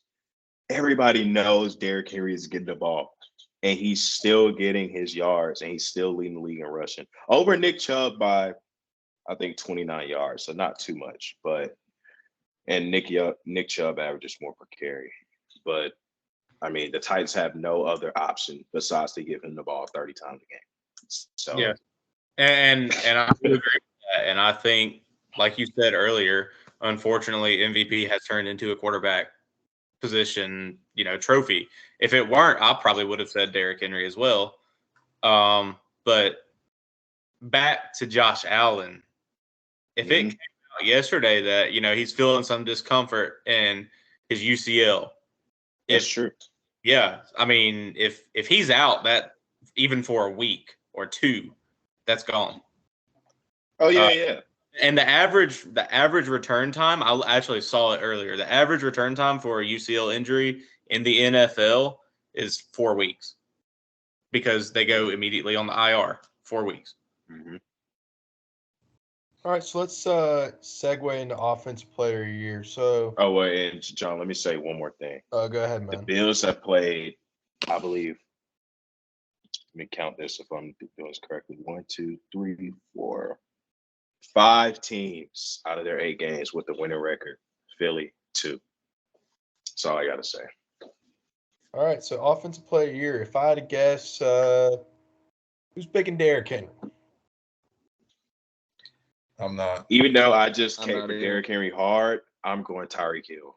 Thank you. Agree. Yes. I agree. I think it's if Tyreek he Hill breaks or Calvin Cup. Johnson's record, he is offensive player of the year. He already did.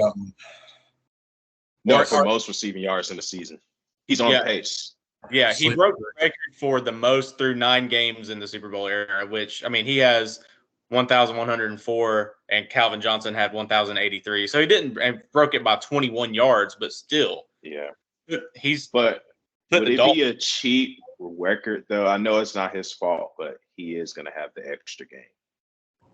That's fair, but I mean, still. I mean, the way he's playing, he's going to break it before that extra game. I'm going to say he's still ahead of him right now. True. That's true. All right, y'all aren't going to like mine. We already brought him up. A.J. Brown, Philadelphia Eagles. I don't know about that, but if he look, maybe you take him off of Philadelphia, and we're saying Jalen Hurts is not even a top 15 quarterback, right? I think his value to that team is significant. I think he's going to explode because, like Kelvin was saying, Philly's strength of schedule for the rest of the season is not that good. Yeah. They're going to get some weak teams. All you got to do is throw it up to A.J. Brown. He's going to get 100 yards, a touchdown every single game. You take A.J. Brown top 5? Oh, yeah. I don't think so. You talking about for the season? Yeah, for sure. I mean, you have Diggs, you have Adams, you have Cooper Kupp, you have Tyreek Hill, and Justin Jefferson. Justin Jefferson's the best receiver in the NFC. And wait, so who are you giving the boot? Hold on, Kelvin. Brown is probably the 3rd best receiver in the NFC. Who'd you say? Who the heck are you giving the boot to those 5 guys? Repeat those 5 guys. Cooper Kupp, Justin Jefferson, Tyreek Hill, Stephon Diggs, Devontae Adams. Jamar Chase. DeAndre Hopkins. Look, you take A.J. Brown off and you throw what they had last year, and the Eagles make no improvement. Where's the love for Jalen Waddle? Hey, there's love for Jalen Waddle. I just think Jalen Waddle's value is significant. DeAndre Hopkins, look what he's doing with his 2 games. DeAndre Hopkins missed 6 games. You can't put him in that conversation.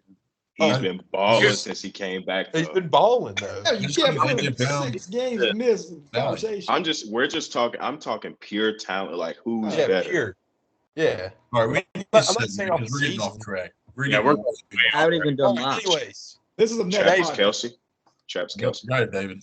Offensive player. I got Stephon Diggs. Stephon Diggs. Very much a sleeper pick. But I mean, you know where that ball's going whenever Josh Allen's passing. Who's else is going to throw to Gabe Davis? I don't think so.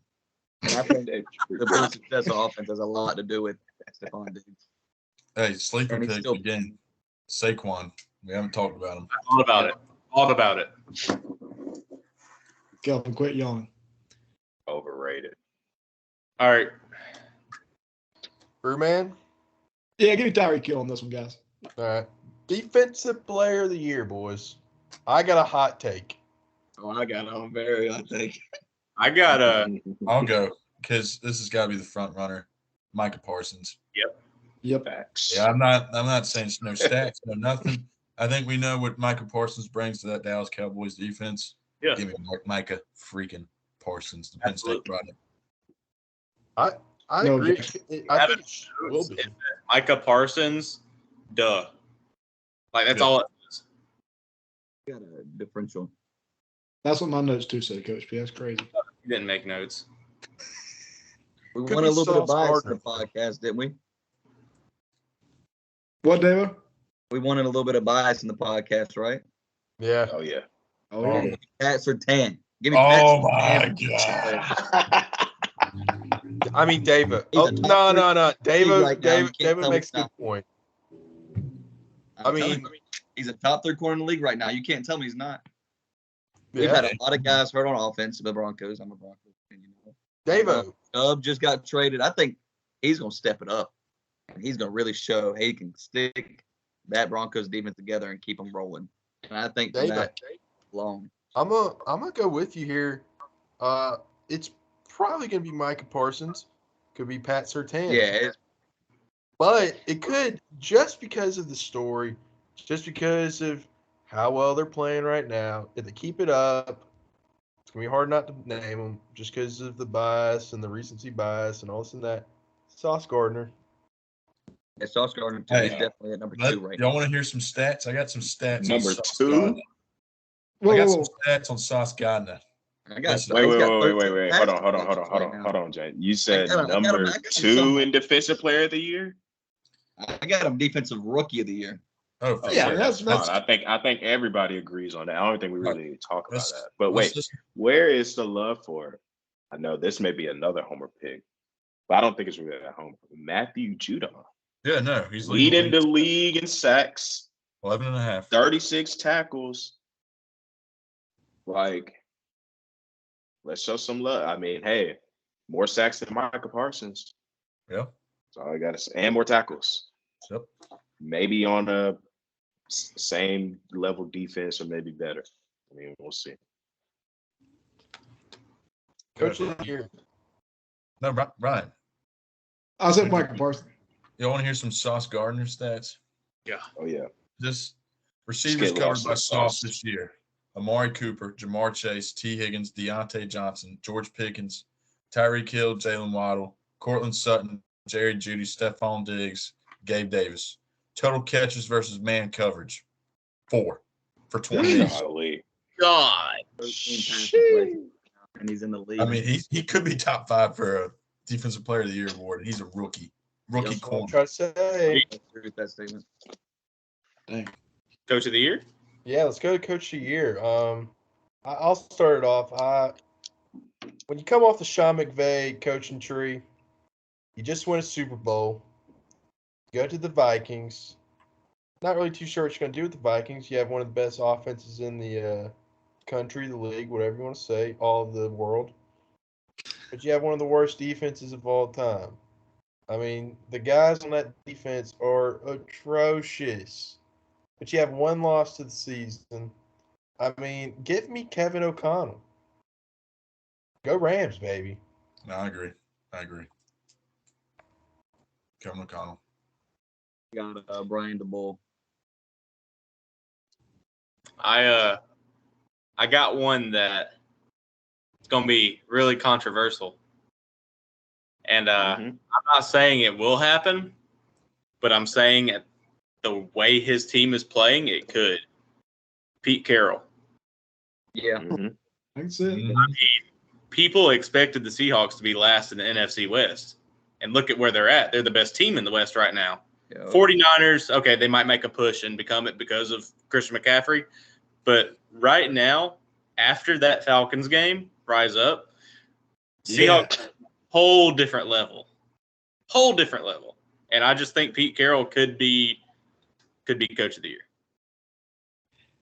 Give me Nick Sirianni, Eagles head coach. 8-0. Say what you want about the schedule. 8-0 the NFL is impressive. I also don't think it's being talked about enough how much of a difference it makes that for the Colts with him being gone. God, the Colts. I mean, that's a topic for discussion later. I don't know if we can get that tonight, but Carson Wentz, is his freaking quarterback, and Philip Rivers for the Colts, and they had good offenses. Take him away, Frank Wright's now fired. Jonathan Taylor's not getting the rock like he should. Nick Sirianni is a great offensive-minded coach. He's got the Eagles playing out of their minds right now. Those guys have run through a brick wall for him. Give me Nick Sirianni as coach of the year right now. Yeah, you're right. I said this years ago when Wentz got traded to the Colts. I was like, he's going back to Sirianni. I think he's going to play a lot better than he did last year, and he did. And then I was like, they get rid of their coach. I'm like, he's going to be the Eagles head coach, and they're going to make something shake. And that press conference that he had in the start of the season was god awful. He was talking about absolute nonsense. He's over here talking about Brewer with Spencer Rattler, for crying out loud, talking like that. It's absolute nonsense. Okay. And they're 8-0. So I'm gonna skip the NFL hot. Wait. Did Kelvin. Davo say his? I said Brian DeBoer, and I'll tell you why. Oh yeah. Oh yeah, go ahead, Dave. I like to look at improvement. You know what I'm saying? And they went 4-13 last season. So think about that for a second. 4-13, and now they're 6-2. That's a major improvement. And it's looking like they're going to finish second at division. Sorry, Cowgirls. See, I have 4 guys that I think legit can win it. Well, I know everybody knows like Nick Sirianni can win it, Kevin O'Connell can win it. Cool. But these are my 4 guys. One, why has nobody talked about Robert Saleh from the Jets? Hey, he was second on my list. He was second. As bad as Zach Wilson has been playing this year, that defense has been keeping them in a lot of games. Sauce Gardner, Quentin Williams balling. Sauce Gardner. Who did I say? Sauce Williams? Sauce Gardner next to Rel Reeves. Oh. Like that. The fact that the Jets are 6-3, crazy. Who would have thought? Again, I gotta show love again to Mike Vrabel, Tennessee Titans. If the Titans go 12-4 or 12-5 or something like that, look at their roster, man. They suck. They don't have anybody on their roster, but they win games. 3, Pete Carroll, obviously. Nobody expected what the Seahawks are doing right now. Crazy. 4, this could be a sleeper pick. May not make sense, but I think it's I think the more you look into it, you can kind of see it. Mike McCarthy from the Cowboys. Oh, I thought you were about to say Daniel, which I would have agreed with. No. He played, 5 or 6 games without Dak Prescott? Yeah. And they're 6-2. Yeah. You were winning games with Cooper Rush. Does anybody know where Cooper Rush went to school? Nope. Not Eastern Illinois. All right. PD Academy. And they lost to the Eagles by 9 with Cooper Rush. Me personally, I think the Cowboys are the best team in the NFC East. Just me personally. But yeah, I think we need to give Mike McCarthy his flowers for having Dak for. Dak's only played in 2.5 games this season, and the Cowboys are 6-2. Yep. Show him some love. All Their season could have been off the rail really fast. I'm gonna skip the NFL hot seat / what the hell are the Colts are doing, strictly based off time. We can do it, just no explanation. Huh? We could do it, just no explanation. Yeah, if y'all want to cover it, we can. No, let's do the hot Just say one hot seat. Yeah, one hot seat. No explanation. Yeah. Right. I'll go. Not a coach. Derek Carr. Yep. We're done. Shit. My Kingsbury. I go. John, you're typing loud, man. That ain't me typing. Davo. It wasn't me typing either. I was showing my hands. Oh. I don't know who that was. All right. I can go ahead and go with my hot seat. Go ahead. A little more I already know biased. it is. Nathaniel Hackett. Yeah. Hackett. Yeah, give me Hackett. Yeah. But wait, who's done a worse job, Hackett or Cliff Fangio? Kingsbury? Hackett by far. I mean, Wait, what? Kingsbury has talent. He sucks. Yeah, It's Kyler Murray. They're 3-6. Like he is. I mean, that's fine, but like, I mean, he was an MVP candidate last year, and now it's like I agree. I definitely expected them to be way ahead of where they are. Arizona's shown no improvement. They got worse.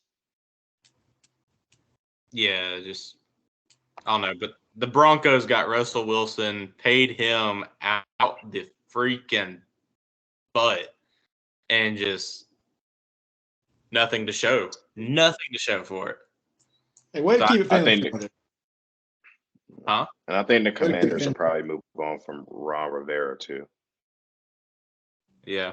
The Raiders move on from Derek Carr. All right. This is a hot take. Like, maybe the hottest ever in the first episode. Aaron Rodgers. Oh, Definitely. Yep. I mean, I think this dude for the past 3 years has spent more time talking about the drugs that he's taken and all this other nonsense while he's got a young dude breathing down his neck. I mean, it's not like this dude was a fucking scrub in college. Let's be honest here. Buddy was a dog in a group of 5. It's kind of like last year when Big Cinco was just eating McDonald's and Five Guys and all this and that, getting fat and absolute trash, not realizing he has a young buck and Cade Klubnik coming in. And, yeah, I mean, Aaron Rodgers, I don't care about the talent he has on offense, but when you have your defense out there for more than half the game, it's really, really hard to win. I mean, Yeah. who is he throwing to? Alan Lazard? I mean, Romeo Doubs. but who's Lamar Jackson throwing to? Rashad Bateman at least, and Mark Andrews. Bateman's out for the season. Andrews is out, so he's I mean, throwing Devin- Isaiah Likely, a Devin 5th Duvernay. round pick. Mark Andrews is better than anybody on the Packers. But Andrews is out. I mean, but like, all right. the Packers are just they did not set him up well at all. Nah. At all. Aaron Rodgers. Next, Indianapolis Colts quarterback. There you go. I agree. Hell no. Yep. I disagree. Look, Wait, ride the freaking carousel? I mean, what's to hurt? They're already bad. They gave up on the season when they were 3-3-1. You bench Matt Ryan. I mean, yeah, he was playing terribly, but still, you bench the veteran quarterback you trade for. You're giving up. At that point, you're saying let's just get a top 10 pick. There are 3 teams, maybe 4 teams where I can see Aaron Rodgers going to. 1, Commanders. 2, the Saints. 3, the Raiders. 4, Jets. Oh, stay out of Atlanta. We're good. Turn me up, Coach. 5 Atlanta. Sorry, that $7 million is reserved for Lamar. Coach P, I think you would take Aaron Rodgers in a heartbeat. I would take Aaron Rodgers, but there's others out there. You guys could probably be 7-1, 8-0 if you guys had Aaron Rodgers. We could be 7-1 if we didn't. That's another topic for another day. I could go on. Another day. All right, guys. Final topic of the night. NFL sleeper team. Now, this could be your sleeper Super Bowl pick, sleeper playoff pick. I mean, whatever you want. It's cool with me. So, yeah, let's hear from Brewman first. You know what, fellas? Give me the Atlanta Falcons to win the division. Let me finish. I'm not saying we're gonna win the Super Bowl or anything. We suck. I'll be the first one to admit it. But our division is also atrocious. You know what to compare the NFC South to? 2 years ago, the NFC East. All right. I respect it, Coach P. Losing record is going to get in there while a 10-6 team misses out. I mean, you got to think. We got the Panthers in our division who Joe Mixon could have been better playing against a bunch of 5-year-olds. They would probably had a better chance stopping him than the Panthers defense did last week. We got PJ Walker, who throws right-handed, but it looks like he should be throwing left-handed. That's his natural hand. He's not even throwing the right hand. And then you got the Saints. You got the Red Rocket and Jameis Winston as quarterbacks. You got Michael Thomas, who's out for a year with a toe injury. And you got the Buccaneers, and Tom Brady's too worried about, his divorce. They might win the division. The Bucs. Falcons are getting a wild card spot, fellas. We're going to be in the playoffs some way or shape. Give me the Falcons in the playoffs. I like it. See, I was going to say Falcons. Didn't want to be biased. Didn't want Kelvin jumping down my throat. I'm going to jump down my throat like he wants to. I can say we do a wild card with the New York Jets. Like last year's Jets. Okay, they beat Josh Allen this last weekend. Comes out that he's got a UCL injury. We already talked about that. Doesn't matter. Last year's Jets wouldn't have beaten Josh Allen if he was playing in a wheelchair. Like, not a shot. I don't know. Someone asked me the other day, are the Jets real or frauds? And I said frauds, and then they beat the Bills, and I said maybe they're real. And another one that I think may not win the Super Bowl but may make a run, Vikings. Yeah. I think the Vikings can give, out of the NFC, the Vikings can give the Eagles the most trouble. Especially with TJ Hawkinson. Freaking insane pickup. Underrated pickup. Absolutely. Kelv, I see you looking a little like He wants to say something.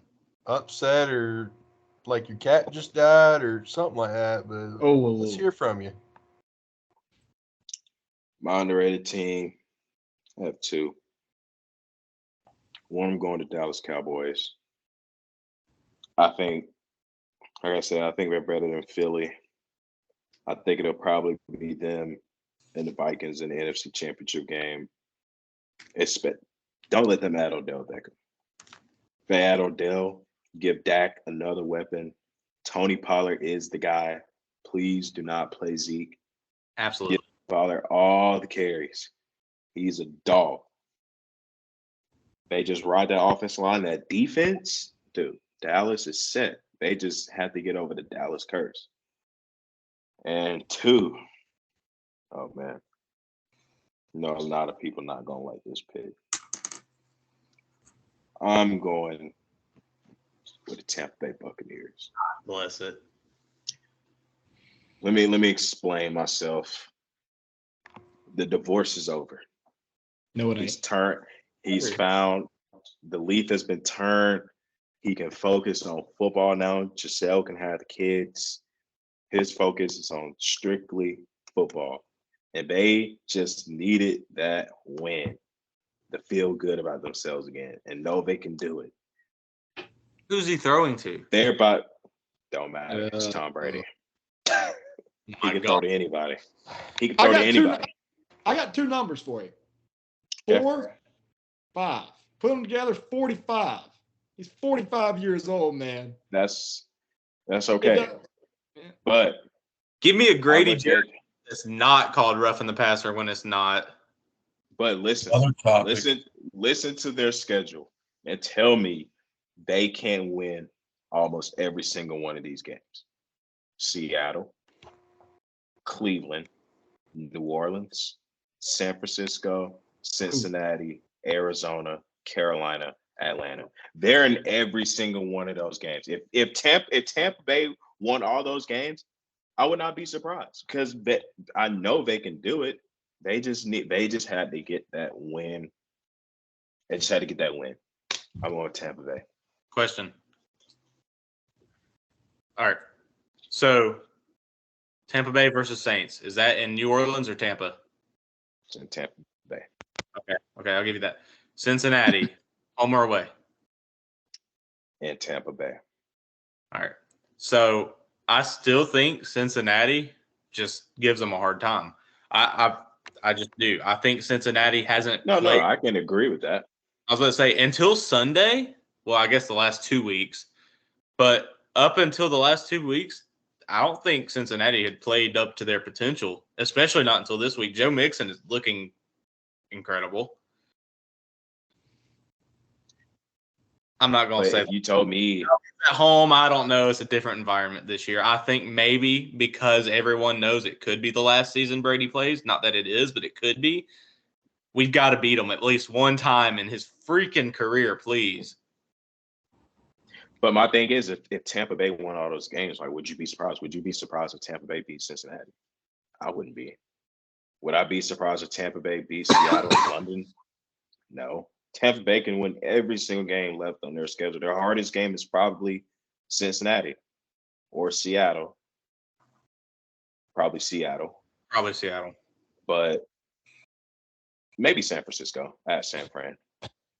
But they can win every single one of those games.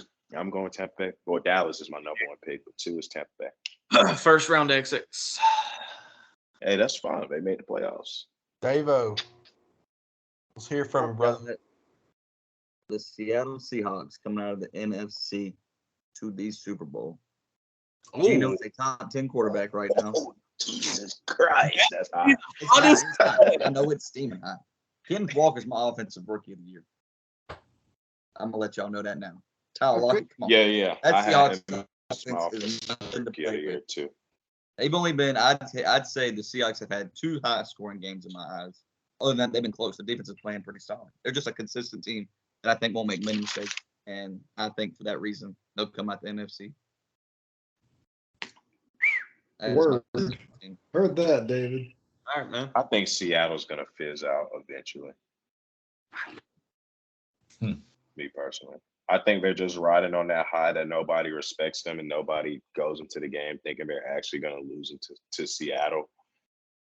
I mean, their next games, Vegas, they should beat the Raiders. Well, they play Tampa Bay this weekend in London. Then Vegas, they should beat them. Rams twice, San Francisco, Kansas City, Jets, Carolina.